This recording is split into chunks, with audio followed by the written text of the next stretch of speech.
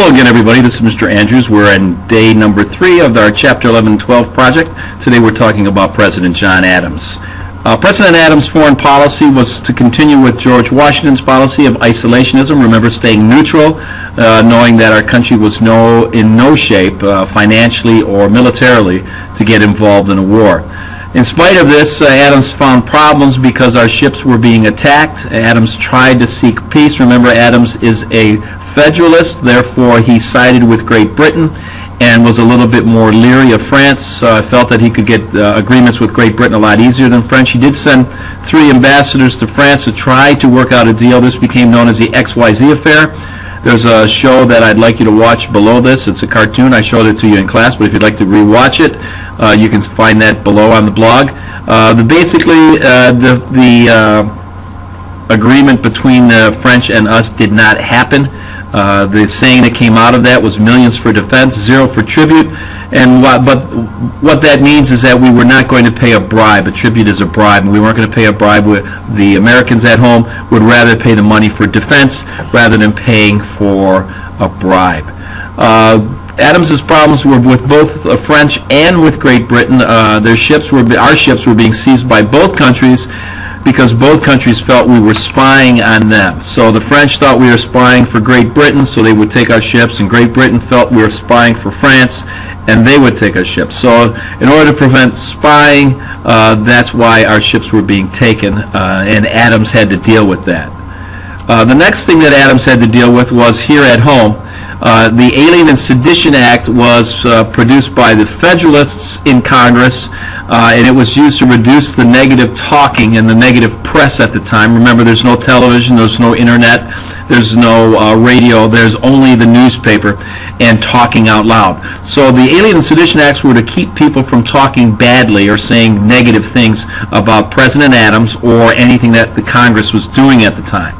The Federalists felt that this was a good way of protecting our country. The Republicans saw this as an attack on our free speech, and the top Republican, Jefferson, remember he's the vice president at this time, he came in second in the voting to John Adams. So Vice President Jefferson and his pal from Virginia, Madison, they started discussing states' rights, looking at the 9th and 10th Amendment, and developed the Virginia and Kentucky Resolution that you read about in your book.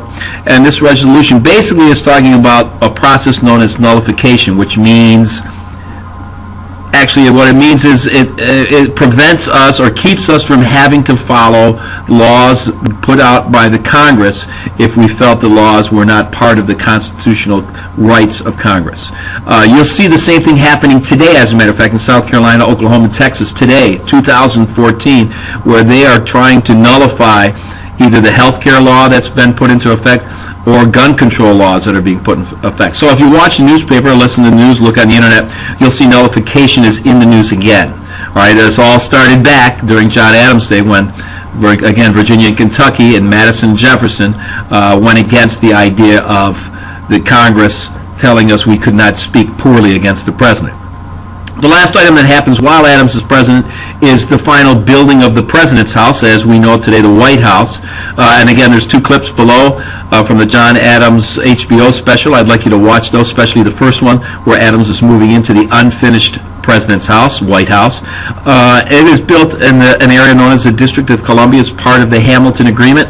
When Hamilton came up with this national bank plan, remember, it was not covered under the Constitution, but he got the southern states to agree to it. If we move the capital down from Philadelphia, Boston, New York, down from the northern cities into an area that would be accessible equally from the north and from the south, which is why they picked this spot in Maryland that we know today as Washington, D.C. So there's a couple of video clips below showing you the Washington, the house, the president's house, as it's being built and when Adams moved in.